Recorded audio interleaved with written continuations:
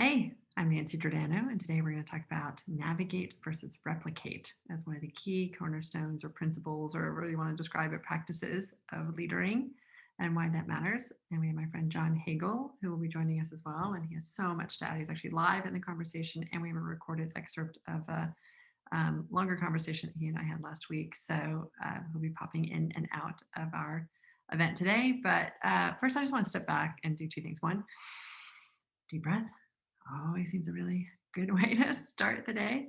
And the second is to talk about that this builds on an ongoing conversation. So when we started yesterday talking about wonder versus resist and how fast things were going to change, and Stephen Kotler shared with us the startling statistics that Ray Kurzweil is sharing about the fact that we'll have 100 years worth of shift and transformation in the next 10. There's another futurist who will talk about the fact that we may have as much as 300 years change in the next 50. So again, if either of those guys are off by 50%, it's still a lot of change in a very short period of time. And so the question becomes, how do we, as humans and as a society, prepare for that, level up for that, guide and steward that effectively? So that was the previous conversation. Now we'll jump into this idea about partly recognizing that we have been built not to do that. And so we have to unlearn that in order to be able to do this more effectively. So the way I describe it is, in the 20th century, the business mandate was really to produce very clear results as efficiently and effectively as possible in order to drive consistent growth, right? Month over month, quarter after quarter, year after year, like that was it. And so anything that was considered variance on that, or somehow creative thinking and experimenting, innovating, was actually pushed out. We didn't want that. That wasn't efficient. That was a waste of resources or a waste of time, or somehow not sticking to the plan. The idea was to be as consistent again as possible. But what we're seeing, and what we heard yesterday, and again from Stephen, and what you'll hear from John shortly, is that that continues to produce deteriorating results. It's not working. Profitability is down. Productivity is down. There are many other metrics that we can use, but in fairness, we're not, that game, is over. That playbook is dead, as we described a couple of days ago. So the world of TQM and Six Sigma prepared us well for that world. And I remember being actually in advertising when that came through, and it was a big culture clash because the industry that I was in was all about innovation and creativity and experimentation and coming up with new ways of trying to solve these problems. And as we tried to bring this efficiency model in, it really it didn't work so well. So which is why I think I've become so passionate about what it means to be a navigator. John will often talk in his writings about being the explorer, the passion of the explorer. I will say that a navigator is really about being able to confidently explore new terrain that we've never experienced before, and know that we can weather changing conditions. Because it's not just about getting a lay of the new map, it is literally the map continues to change, or the terrain continues to change around us. And so the question becomes, how again can we navigate that and take action? It's not even just about trying to understand it or weather it or bunker down, but we also need to be able to be prepared to take action, right? To sense and respond in real time.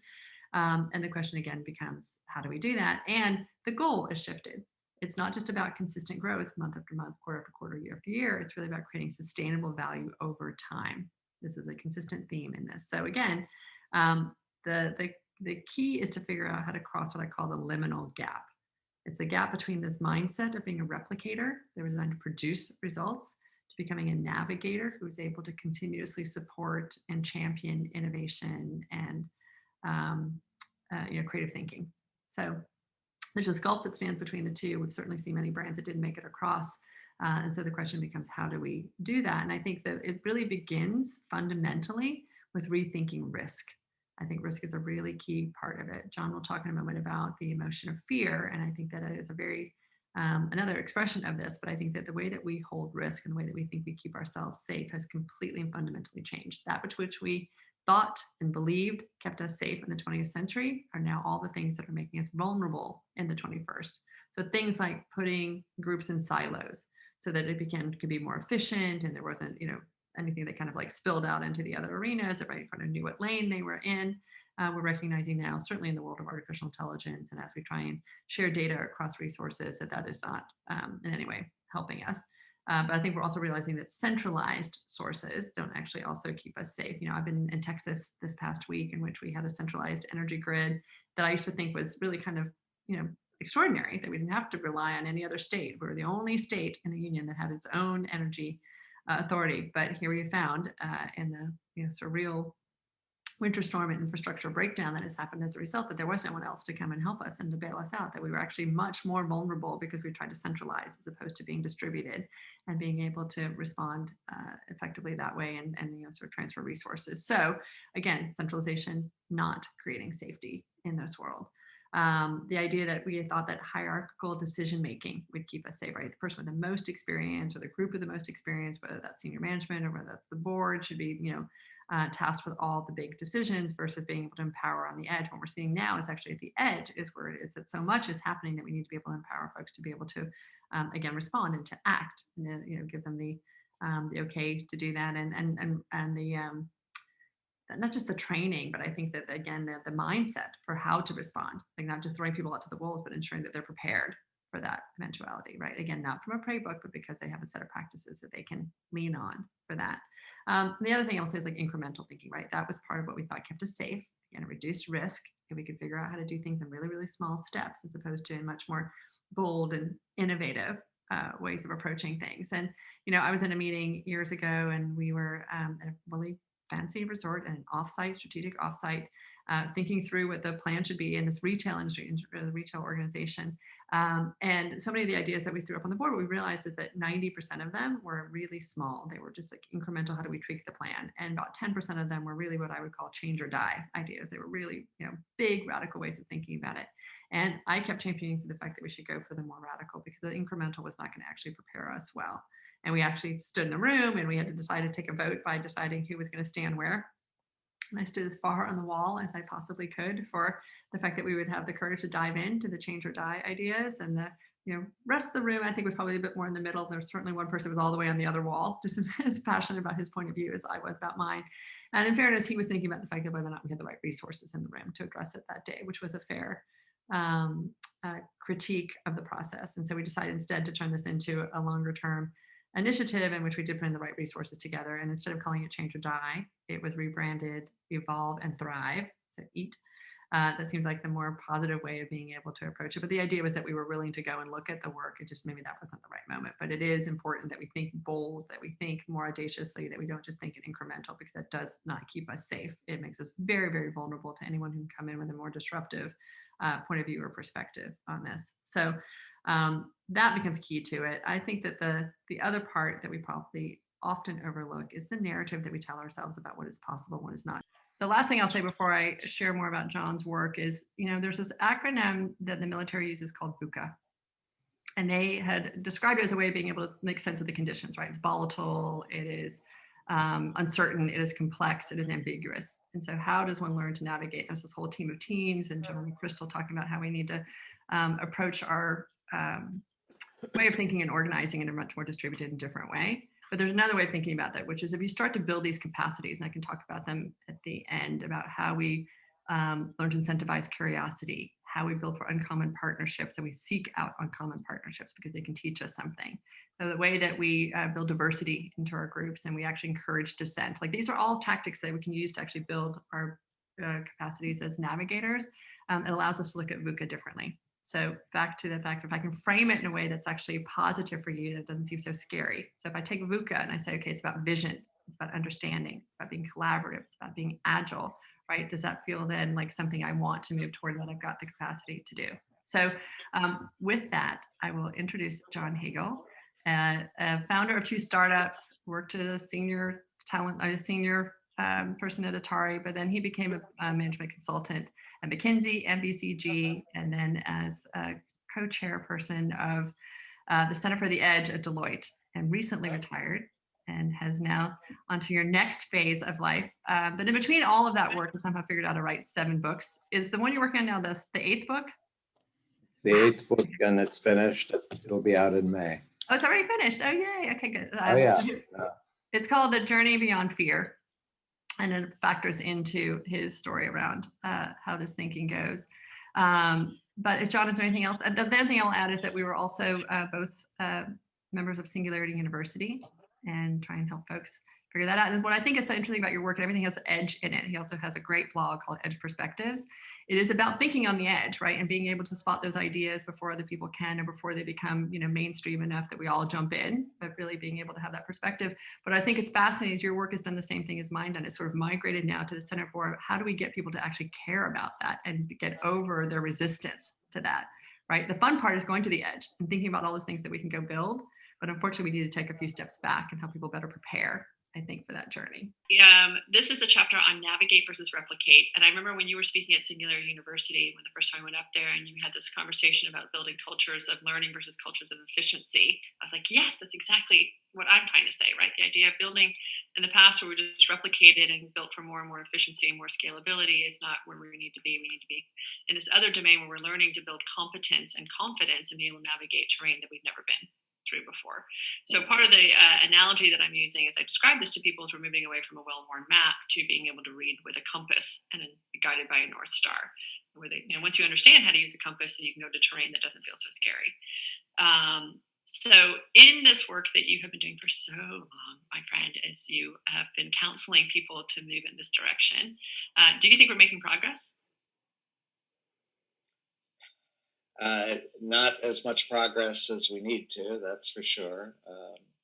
I think that I'm an optimist in the end, and what I see is that the scalable efficiency model that drives virtually all of our institutions today is becoming actually increasingly inefficient. And so over time, the performance is actually deteriorating. I did an analysis of performance of companies, public companies in the US, return on assets over 50 years, and return on assets for public companies in the US has gone down by 75% over 50 years. Wow. And that's something that very few people are paying attention to, but it's real and it's been very sustained. And again, it's I think, a powerful message that the current model of scalable efficiency is becoming less and less helpful. One of the key messages I have to leaders of existing institutions is to never, ever underestimate the power of the immune system and the antibodies that will mobilize at the slightest sign of a desire to change things and crush it. Keep on doing what we're doing. So you're writing the book now about Journey Against Fear. Is that the title? The Journey Beyond Fear. Beyond Fear. Yes. So is this to address this? Is that where you think, what is I have a theory about what I think is causing people to do that I'll share in a second, but what is your thesis, the main point of how we journey beyond fear? Yeah, I've increasingly, over my career, developed more and more of a focus on the emotional environment that we're in. And I think, again, in the scalable efficiency world, emotions are viewed as a distraction. Just get rid of them, keep them at home, don't bring them into the work.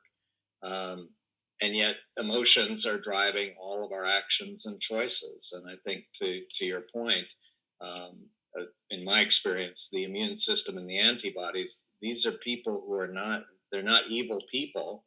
They're driven by fear. They're afraid. And when you're afraid, the best way to move forward is to keep doing what you've been doing and just squeeze tighter and you'll make it through.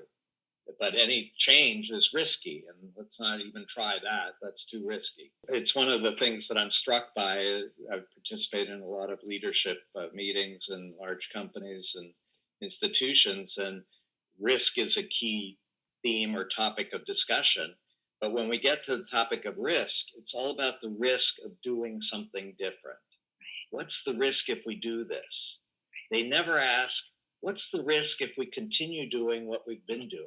But I remember being in the back of a cab in Kansas City heading to the airport, reading my Wall Street Journal, and it was a whole story about Nokia having lost $1 billion worth of shareholder revenue and having to lay off 10,000 people because they'd been so afraid. And the fact is they knew so many of the same things that Apple did. The same vendors came to them, the same suppliers came to them and told them about the various technological and hardware components that were coming to create the smartphone, and they just couldn't figure out internally how to get themselves there. And they were so afraid of change, they were so afraid it was going to disrupt the business that by not doing it, we saw what happened to Nokia. So I remember your work years ago where you talked about in fear, people then go to polarized places, right? Are you with me or are you against me? I remember reading that and thinking, yes. And again, we've certainly seen how that has played out on a sociological and political level at this point. So I guess the question is, you look through all this research that you're doing and the work that you're doing, is there an antidote to being able to get out of that you're either with me or against me mentality when people are so afraid? Yeah, it gets to a whole theme that's going to be a key focus in my new book. But I've become a strong proponent of the power of narratives, and I have a very particular definition of narrative. It's not stories, but it's opportunity-based narratives which frame a really inspiring opportunity where if we all came together, we could accomplish amazing things. It fights that polarization. It's no, we need to come together to address this opportunity. The more who come together, the more we're going to be able to achieve. And it's a positive sum kind of outcome where, the opportunity gets bigger and bigger, the more people that participate. So I think that's what's missing. To round this out then, when we talked about this idea of building capacity for learning inside organizations, but I love the way that you describe it. This is not just about learning and development. It's not an L&D exercise. So tell me more about your description of a learning organization or curious organization. Yeah, there are multiple dimensions to it, but I think a key one that I start with, because my experience when I talk about learning is most people immediately go to the notion of training programs and classrooms. That's where you do learning. And that's one form of learning. It's sharing existing knowledge. An expert teacher is sharing existing knowledge with students. The learning that's most powerful and necessary in a rapidly changing world is not sharing existing knowledge, because existing knowledge is actually becoming obsolete at an accelerating rate. And the key to success in a rapidly changing world is learning in the form of creating new knowledge that didn't exist before. And by the way, learning together. You're not just going to sit in a cubicle somewhere and figure this out. It's this notion that we talked about earlier of coming together, challenging each other, constantly seeking to get better and better approaches to the outcome that matters to you. We talk a lot about the need for being able to build that interpersonal connection between people, because what we see is every time you build some real connection between you and me, which reduces fear, but it also feels as though you are seen as a whole person, you're more vulnerable, and being able to give your ideas and the whole psychological safety thing. But it actually drives quote unquote productivity, right? All the things that we want people to do, which is collaborate more and put their heart in more and bring that imagination and creativity more and do all that kind of stuff, actually comes from doing what seems inefficient. Investing this time in the people connection side of it turns out to drive this. And this is part of, again, when I go back to the risk that was seen as a waste of time. I guess if you had one thing that's inspiring you as you look to the future, what gives you hope? What gives me hope? I like to say that we're in the early stages of what I call a big shift, long-term forces that are reshaping the global economy and society. And what gives me hope is some of those forces are actually creating exponentially expanding opportunity. We can create far more value with far less resource, far more quickly than was imaginable a couple of decades ago. That's amazing. If we could harness that, we could accomplish so much. Well, thank you again for your time and your support and your work.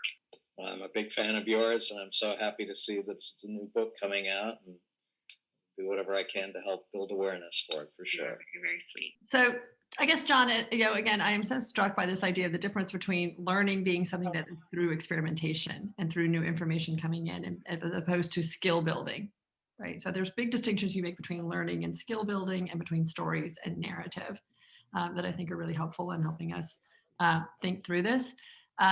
When you think about someone who, I guess, do you have a case study? We talked about it in the book. We have kind of like navigation in action or wonder in action. Is there a story that you tell, which I know is a story, about someone who has really thought through the powerful narrative piece? And you and I have had this conversation about historically, and you could argue Apple and Silicon Valley. I guess our question is there a contemporary one that does that for you?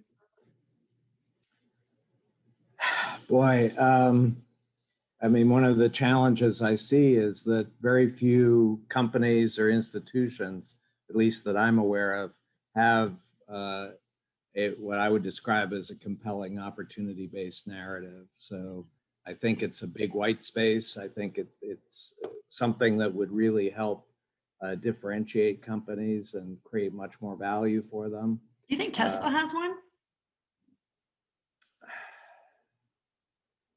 You know, I'm sure you could kind of piece one together, but I don't think it's front and center the way it was for Apple or for Nike is the other example that I use, that where this was in every message to the world, it was around the narrative. What's the narrative for Tesla? Buy more of our cars? Well, they're ushering in the electric car future. I was reading a stat that their value is like 9 times as great as all the other, automotive manufacturers when their sales are a fraction of what they are. So that's why I do think there's some sort of story out there that people believe in or written for.